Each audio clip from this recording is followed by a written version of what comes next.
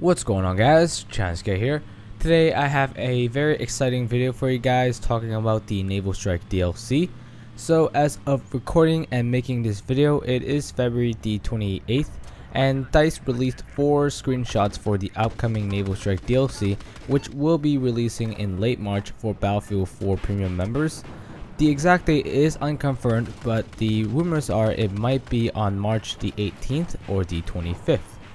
If you don't already know this, Naval Strike will take the dramatic water-based combat introduced to Battlefield 4 to 4 all-new maps set in the South China Sea. You can take control over new weapons and gadgets, pilot the new Hovercraft vehicle, and experience the Carrier Assault game mode, which is the reimagining game mode of Titan mode from Battlefield 2142. Before we take a look at the screenshots, I want to read you guys the descriptions that DICE has provided us for the new maps. Blow open a crashed passenger plane and capture the fishing villages across the tropical Lost Islands. Drop a submarine on your foes as you infiltrate a naval base or rush between the shipping docks and rocky islands on the massive Wavebreaker map. Wage war across the stormy seas in the largest open ocean stretch in a Battlefield map yet with Nansha Strike. And storm an abandoned cliffside resort or get lost in the breathtaking vistas in Operation Mortar. So in this video I will use those map descriptions and screenshots to try to speculate on what the maps will be like in the DLC. Starting first with the first screenshot, and we know this is Lost Islands because there is a crashed passenger plane in the background. In this screenshot also we can see the new Hovercraft which DICE is introducing in this DLC. Before, I expected the Hovercraft to be much larger and be able to transport vehicles like tanks, but as you guys can see, it is more of a small transport vehicle which can hopefully go on water and land just like in real life. There is also one more thing which is very interesting about this screenshot, and that's the gun which the assault soldier is holding. At first I thought it was the ACWR carbine, but it didn't look the same as it did, and as I did more research I found out this might be the ARX-160 assault rifle. The only problem with this screenshot is the soldier is holding the gun from the magazine and not from the handle, but I'm sure that's just a graphical error or some kind of glitch. So back to the map speculation. With the passenger plane, I think you'll obviously fight inside, outside, and around the plane, but the main objective will most likely be held there. Also with the other objectives such as the fishing villages surrounding it. And speaking of the fishing villages, I can basically guarantee you they won't be much strong cover. I'm sure gunshots and grenades will be able to knock down those little huts. If I had to say, this map would probably be around the size of Hontan Resort, but no bigger than Parasol Storm. As for the levolution, I really have no idea. There is the possibility where the passenger plane can crash in the middle of the round, but I highly doubt that would happen. Then in the next screenshot, I'm really not sure what this map is.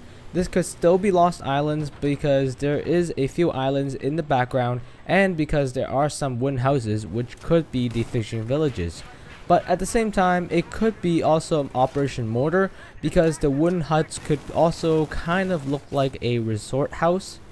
And with Operation Mortar we know there will also be a thick forest surrounding the resort, maybe kind of like the Th3 11.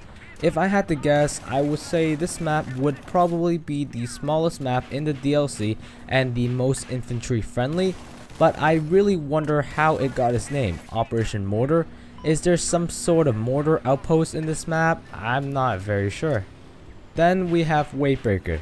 Firstly, I'm pretty sure that there will be gigantic waves similar to Parasol Storm just around the islands, and they have also confirmed a submarine in this map when the map description said drop a submarine on your foes. But would this mean literally drop a submarine from like up high in a docking yard or such from a crane or something? If it meant an actual vehicle which we could use, that would be pretty cool. Realistically, we know we will not be piloting the submarine. I would imagine it be kind of like an underwater AC-130 which moves in a certain pattern and it surfaces to fire the missiles or any type of weapons, or maybe it will just work like the mobile artillery. but most likely I think it will just be dead weight, which you could just crush your foes with. As for my own speculation, we know there is some sort of naval base. It will be probably bigger than Persil Storm because that was a Chinese naval outpost, and a base would usually mean a large shipyard where ships will dock. Now this again points to my dropping a submarine theory, and they also said there will be shipping docks. So would this mean it is similar to No Shore Canals, because I would love to see something similar to that in Battlefield 4. Then next we have a screenshot of the RCB attack boat being chased by the WZ-10 attack helicopter. This I think is the naval base map Wavebreaker, because it looks to have some sort of warship in the background stationed, and there are some rock pillars on the beach, plus a landed Z-11W scout helicopter is also on the beach. And lastly, we have a screenshot of the new game mode Carrier Assault or Titan mode, which is the normal US deployment carrier on the move with 2 F-35s in the back and the rip boat in the front. As for the map, this will probably be Nansha Strike, which does have the largest open ocean stretch in Battlefield history. I would expect this map to have at least over 5 attack boats on each side going head to head against each other.